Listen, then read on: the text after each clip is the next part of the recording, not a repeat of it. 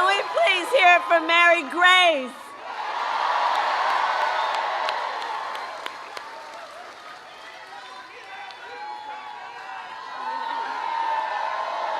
It's good to be back in Pennsylvania. Hi, everyone.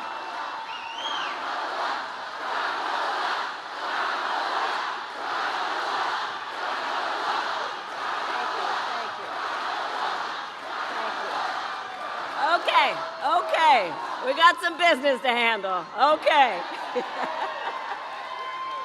So let me start by saying to everyone here, thank you for all you are doing and for taking the time to be here this evening. You know, one of the things that I love about everyone who is here and what we are doing, you know, in the midst of this moment where there are people trying to divide us as a nation, trying to make people feel small and feel alone, these are moments that remind all of us that we are all in this together as one loving community. We're all in this together. So thank you all for the time you've taken to be here this evening. I want to thank also all the incredible leaders, including Governor Shapiro, who you heard from earlier, Senator Bob Casey, who we will re-elect to the United States Senate, and Mayor Brown, and thank you, Mayor, for the warm welcome. All right, so, Pennsylvania. 3 days ago, Donald Trump and I had our debate. You watched it.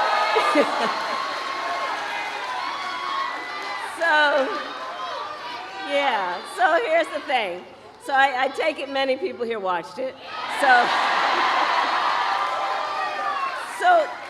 you'll remember that night I talked about issues that matter to families across America, like bringing down the cost of living, investing in America's small businesses, protecting reproductive freedom, and keeping our nation safe and secure.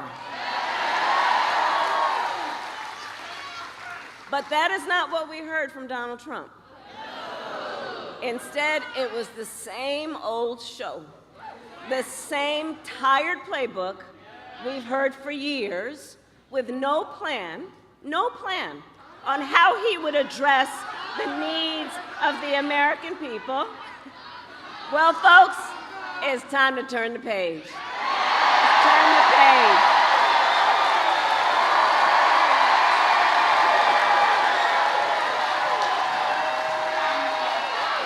Going back. We're not going back. And we are not going back because America is ready for a new way forward.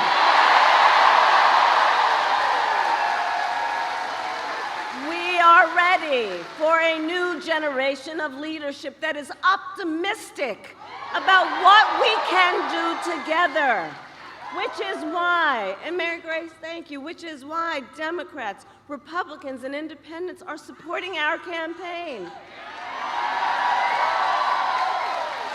We need a president of the United States who works for all the American people.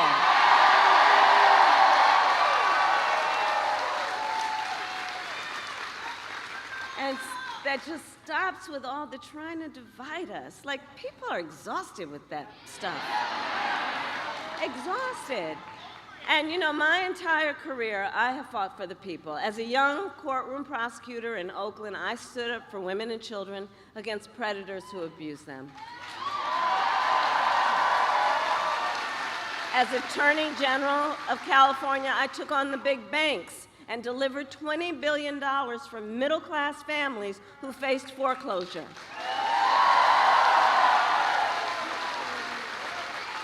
I stood up for veterans and students being scammed by big for-profit colleges. For workers who are being cheated out of the wages they were due.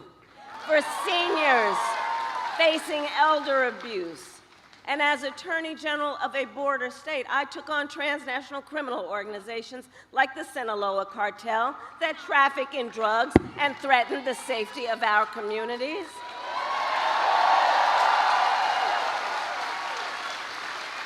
I know these cartels firsthand, and as president, I will make sure we prosecute them to the fullest extent of the law for pushing poison like fentanyl on our children.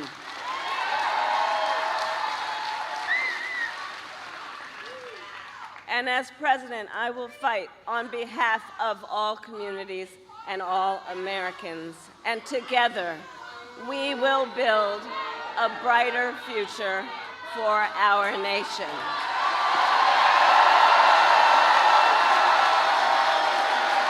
Together.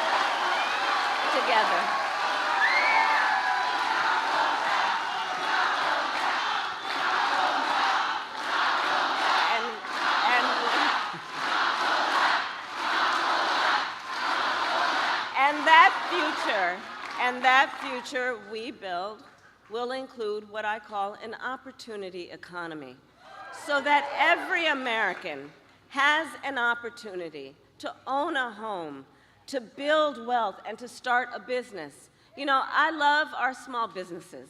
So growing up, do we have small business leaders here? Raise your hand. Yeah, right?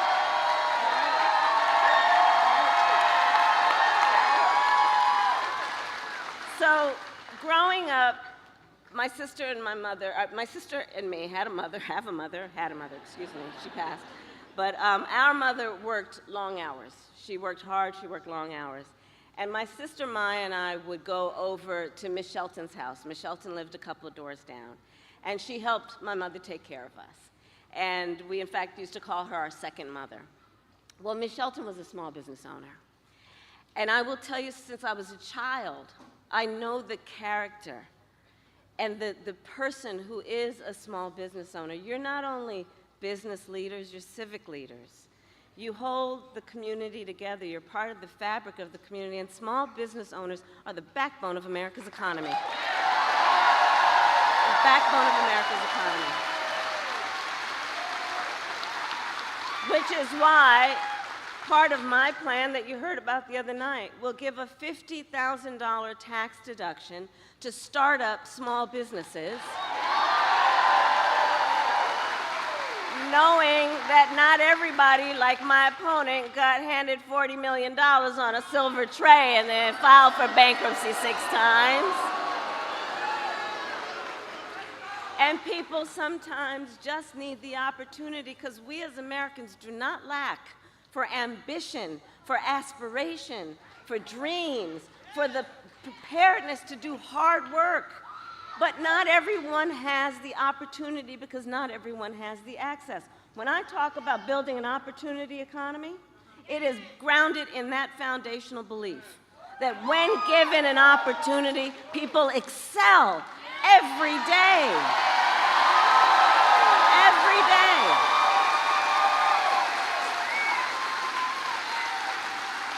Part of my focus is on the fact that we need to build more housing in America.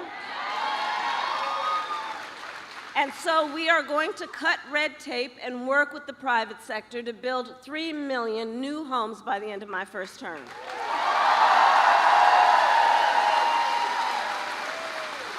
And I have a plan to help lower the cost of living for America's families on everything from health care to groceries, including I will take on corporate price gouging, which, as we know, is about those few bad guys taking advantage of desperate people, and there needs to be a consequence. Under my plan, more than 100 million Americans will get a tax cut, including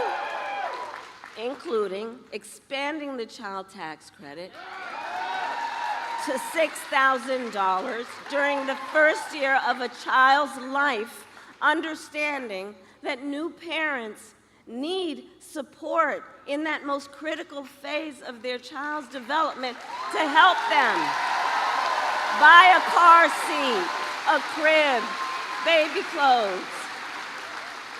I will also make sure good paying jobs are available to all Americans, not just those with college degrees.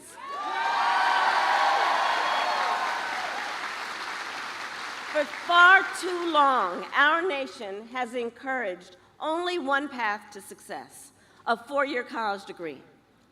Our nation needs to recognize the value of other paths, additional paths, such as apprenticeships and technical programs. So as president, I will get rid of the unnecessary degree requirements for federal jobs to increase jobs for folks without a four-year degree, understanding that requiring a certain degree does not necessarily talk about one's skills.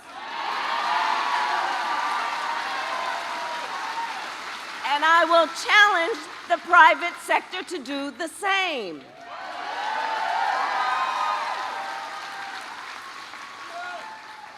All of this to say, look, I come from the middle class. I understand where I come from, and I'm never going to forget that. And I will always put middle-class working people first. It will always be my priority. Always be my priority. I know where I come from. I know where I come from. But now Donald Trump has a different plan. Just Google, just look up the Google.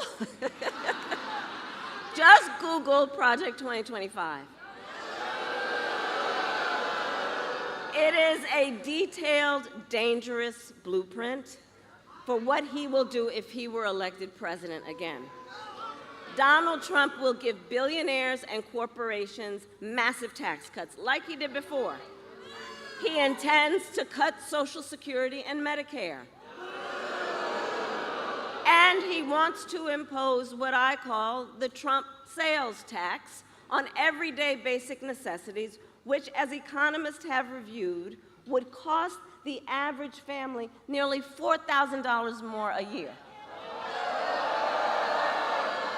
In fact, independent economists like Goldman Sachs have said my plan would grow our economy, and his plan would shrink the economy, reignite inflation, and send us into a recession by the middle of next year. On top of all of this, Donald Trump intends to end the Affordable Care Act. And let's remember, like, we're not here with Trump amnesia. We remember. Remember when he was president, he tried 60 times to end the Affordable Care Act. And as he said in the debate just this week, he has no plan to replace it. Right. You said it. He said he has, quote, concepts of a plan. Concepts of a plan. No actual plan. So let's just think about this for a moment. He's going to threaten health insurance for the 45 million people who rely on it based on a concept.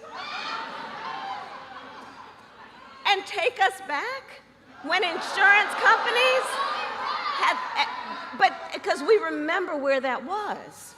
We remember what that was when insurance companies had the power to deny people with pre-existing conditions. Remember what that was like? Remember. Well, we are not going back. We are not going back. No. We are not going back.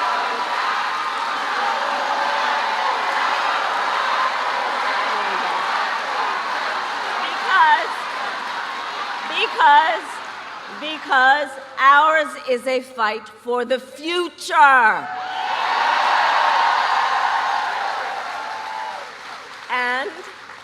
And ours is a fight for freedom.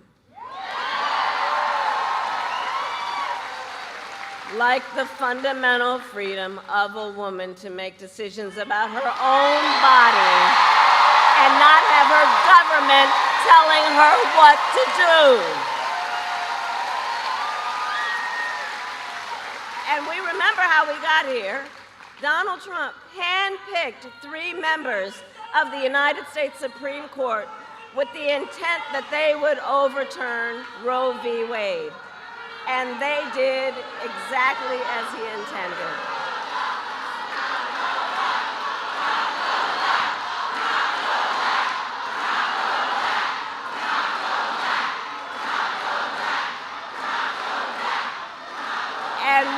And we understand where we are. We understand where we are.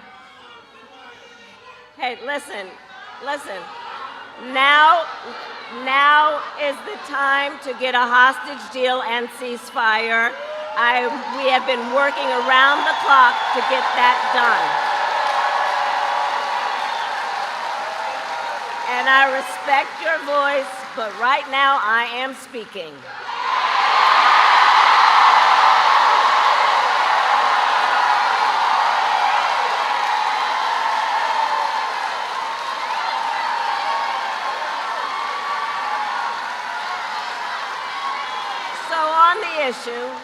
On the issue of fundamental rights and freedoms, we remember how he selected those members of the Supreme Court to undo Roe v. Wade. They did just as he intended. And what we have seen is in state after state, they passed laws to criminalize healthcare providers, to punish women. Now more than 20 states have a Trump abortion ban, many with no exceptions for rape and incest, which is immoral. To tell a survivor of a violation to their body that they don't have a right to make a decision about what happens to their body next, that's immoral. And let us agree, one does not have to abandon their faith or deeply held beliefs to agree the government should not be telling her what to do. Not the government. And I will tell you, when Congress passes a bill to restore reproductive freedom, as President of the United States, I will proudly sign it into law. Proudly.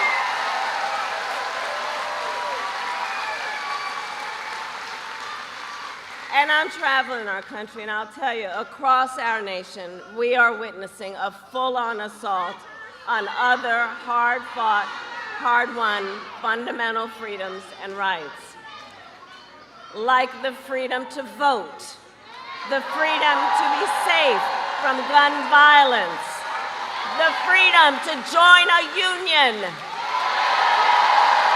and the freedom to love who you love openly and with pride.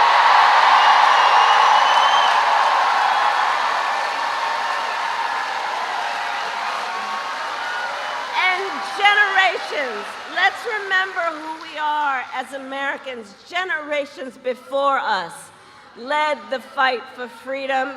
And to the friends here, I say, the baton is now in our hands.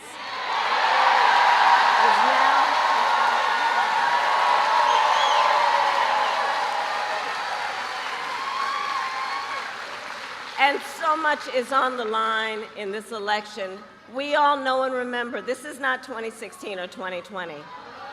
The stakes are even higher than they were then. Because 2 months ago, the United States Supreme Court essentially told the former president that he will effectively be immune no matter what he does if he gets back into the White House.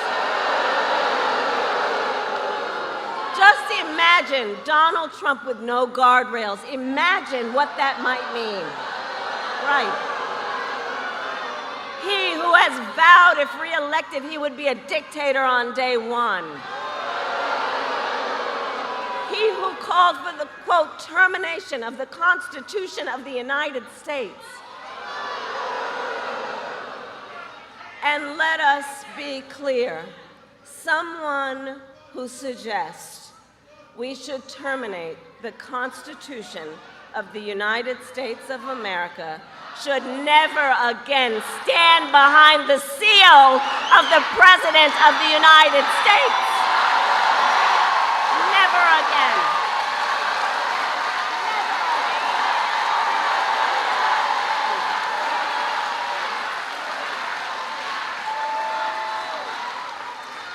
So Pennsylvania, it all comes down to this. We are here together because we love our country. We love our country. And we who are here understand the awesome responsibility that comes with the greatest privilege on earth, the privilege and pride of being an American.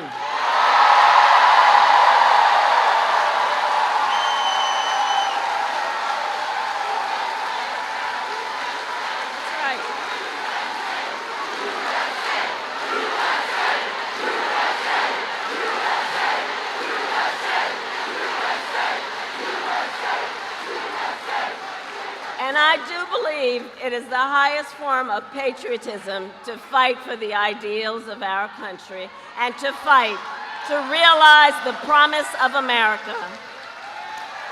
So, Pennsylvania, 53 days until Election Day.